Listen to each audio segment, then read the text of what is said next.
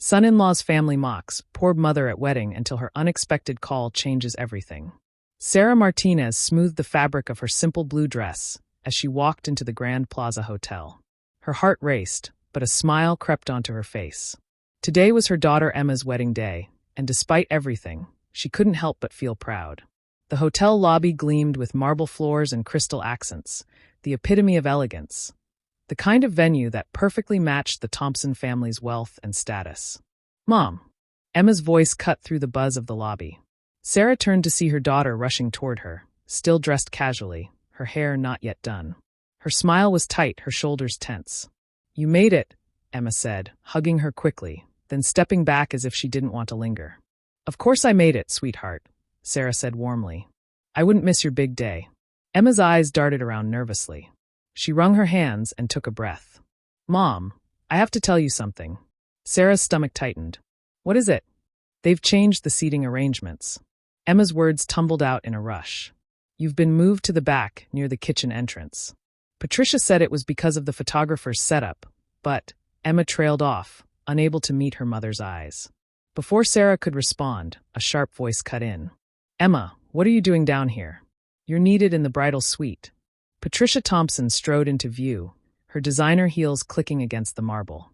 She barely glanced at Sarah, offering a cool, dismissive smile. "Oh, Sarah, you're here." Sarah straightened her spine. "Hello, Patricia. The hotel looks beautiful." "Yes, well," Patricia said, her smile sharpening. "We wanted everything to be perfect for James and Emma." Then, turning back to Emma, her tone softened, ever so slightly. "Darling, you're late for your hair appointment. Let's not keep everyone waiting." Emma hesitated, glancing between her mother and future mother-in-law. "Go on, sweetheart," Sarah said gently. "It's your day. Don't worry about me." Emma bit her lip but nodded, hurrying away. As soon as Emma was out of sight, Patricia's facade dropped. "Listen," she said, her voice low and cutting. "I know Emma insisted on inviting you, but let's be clear. You don't belong here. The Thompsons have a reputation to uphold." Sarah's heart twisted, but she refused to let her hurt show. "I'm here for my daughter." "Yes, and you can support her from the back of the room," Patricia replied. "We don't need your modest circumstances ruining the wedding photos. I'm sure you understand." She added with a saccharine smile, "Oh, and we've arranged for the staff meals to be served at your table." It seemed fitting. Without waiting for a response, Patricia swept away, leaving Sarah standing alone in the grand lobby. For a moment, Sarah allowed herself to feel the sting of humiliation. She thought about the years she'd spent working double shifts as a nurse to support Emma, about the nights spent quizzing her for medical school exams.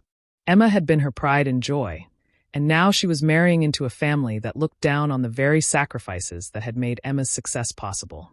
She made her way to the ballroom, where the ceremony would take place. The space was breathtaking. Crystal chandeliers sparkled overhead, fresh flowers adorned every table, and a string quartet rehearsed softly in the corner. But as she approached the back of the room, her heart sank. Her table was tucked behind a pillar, right next to the swinging kitchen doors. "Mrs. Martinez?" Sarah turned to see a young woman in a hotel uniform. "I'm Jenny from Event Services. I'll be looking after your table." "Thank you," Sarah said, noting the sympathy in the young woman's eyes. Jenny hesitated, glancing around. I wanted to say, we all know who you are. My sister was at County General last year when you worked that awful 30-hour shift during the accident crisis. You saved her life." Sarah blinked, taken aback. I remember that night." Jenny nodded, her voice soft. "The staff here, we think it's wrong how they're treating you. If you need anything, just ask. We're on your side." Moved by the support, Sarah smiled. Then an idea struck her. She reached into her purse and pulled out her phone.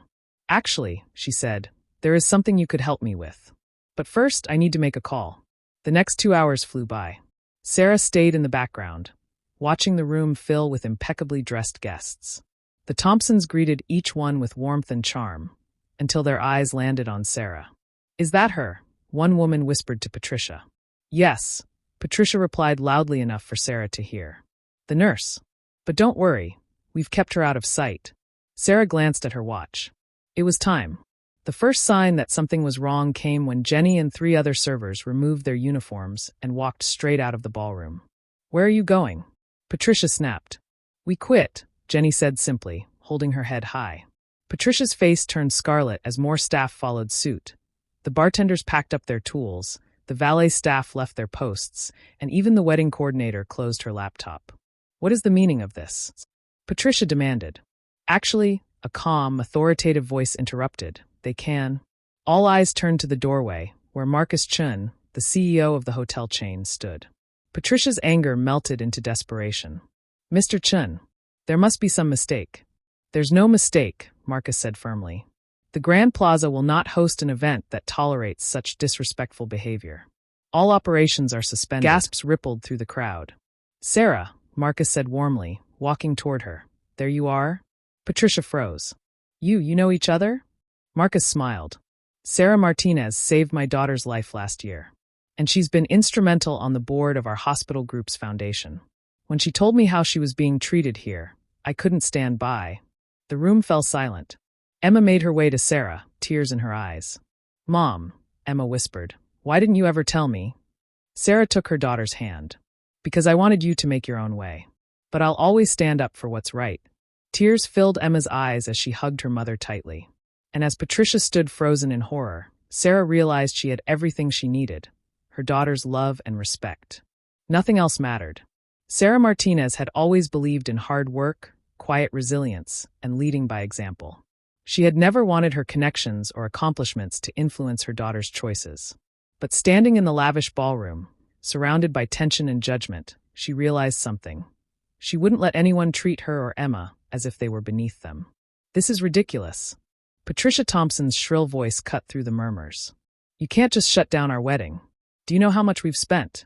Oh, I'm not shutting it down, Sarah replied calmly, a quiet strength in her tone.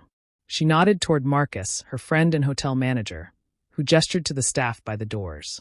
Fresh serving carts rolled in as new servers replaced the old team. I'm taking over. Patricia's mouth opened and closed soundlessly, her outrage palpable. But Sarah pressed on, addressing the room. The wedding will proceed, if Emma and James still want it to, but under new management and new seating arrangements. James, who had been frozen in stunned silence, finally stepped forward. Mrs. Martinez. I'm so sorry. I had no idea my parents were treating you this way. He turned to Emma, his voice breaking. And I'm sorry I didn't stand up for you and your mom sooner. Emma looked between her fiancé and her mother, tears spilling down her face. Mom, I'm sorry too. I should have said something earlier. No more apologies, Sarah said firmly. This is still your day. Let's make it a good one. She turned to the guests. Anyone who wishes to stay and celebrate Emma and James's wedding is welcome. As long as you understand that, in this room, everyone is equal. Everyone is family. The transformation was immediate. The atmosphere shifted, the weight of judgment and pretense lifting. The Thompson family, thoroughly humbled, retreated to a quiet corner. Freed from the oppressive social hierarchy, the other guests began to relax. Emma, glowing with pride, looked at her mother as if seeing her for the first time. The ceremony, though slightly delayed, was genuine and heartfelt. Sarah took her seat in the front row, catching the eye of Jenny, one of the hotel staff who had changed back into her uniform to assist. Jenny winked, and Sarah smiled back, marveling at how this day had taken such an unexpected turn. Sometimes Sarah thought, the best revenge isn't about getting even. It's about standing tall and showing your true worth. The reception unfolded in a way no one could have predicted. The string quartet played softly, the guests mingled freely, and the mood shifted from stiff formality to warm celebration. Patricia Thompson sat at a table near the kitchen doors, the very one she had tried to assign to Sarah earlier, looking deflated. Her husband, Richard, checked his phone repeatedly, likely calculating the social fallout from the day's events. Sarah was savoring a quiet moment when James approached her, looking nervous but determined. Mrs. Martinez, could we talk privately for a moment? She nodded and followed him to a quiet corner of the ballroom. James took a deep breath before speaking. I need you to know I've made some decisions. I'm stepping away from my family's hospital administration position. Sarah's eyebrows rose in surprise. James, that's not necessary. It is, he said, his voice steady. I've been thinking about this for a while. I only went into healthcare administration because it was expected of me. But, he straightened his shoulders. I want to go to medical school. Like Emma. I want to help people directly, the way you do. A warm smile spread across Sarah's face. Emma never told me that. I never told her, James admitted. I was afraid of disappointing my parents. But after seeing how you handled everything today, with such grace and strength, I realized I've been living my life trying to please the wrong people. Before Sarah could respond, Marcus appeared at her elbow.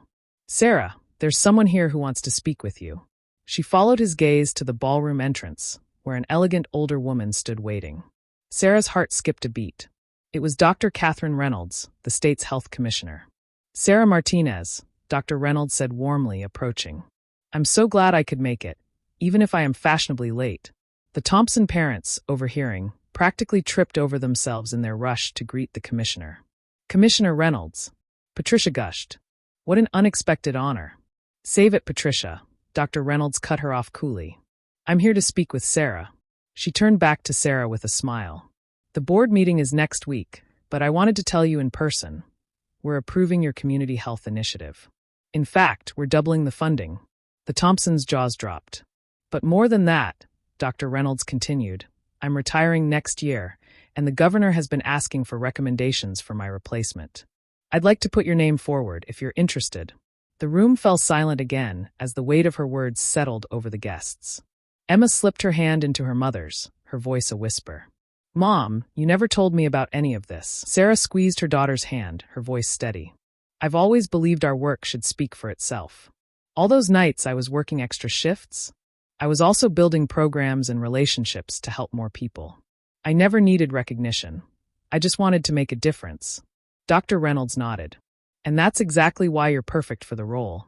Patricia sputtered, her voice faint. But she's just a nurse. Dr. Reynolds raised an eyebrow. Just a nurse? Sarah Martinez has done more for healthcare in this state than your entire family's hospital network. While you planned galas and worried about appearances, she saved lives and changed the system. James stepped forward. Commissioner Reynolds, I'd love to hear more about the initiative. I'm planning to apply to medical school. Medical school? Patricia interjected, her voice rising. But you're supposed to take over the family business. No, Mother, James said firmly. I'm going to make my own way, just like Emma did. Just like Mrs. Martinez taught her to do. The reception continued into the evening with a distinctly different tone. Guests surrounded Sarah, eager to learn about her work and vision. As Emma and James shared their first dance, Sarah reflected on how much the day had changed. She hadn't set out to humiliate the Thompsons or prove her worth. She had simply refused to be diminished, letting her actions speak for themselves. Later that evening, Emma found Sarah alone on the terrace, gazing at the city lights. Mom, Emma began softly. I'm so sorry, not just for today, but for pulling away from you. I was so busy trying to fit into James's world, I forgot who I am, who you taught me to be. Sarah turned to her daughter, seeing not the bride in an expensive gown, but the little girl who used to fall asleep reading medical textbooks.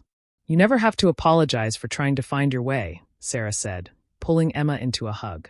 But remember, your worth isn't in who you marry or what family you join. It's in what you do, how you treat people, and the difference you make in the world. Emma wiped a tear away. I know that now. She paused, a small smile playing on her lips. Health Commissioner Martinez? Sarah laughed. Let's not get ahead of ourselves. Why not? After today, anything feels possible. As they stood together, looking out at the city, Sarah felt a deep sense of peace. Years of hard work, quiet dedication, and unwavering integrity had built a foundation no one could shake. The Thompsons had tried to diminish her, but Sarah had stood tall, letting her actions illuminate the truth.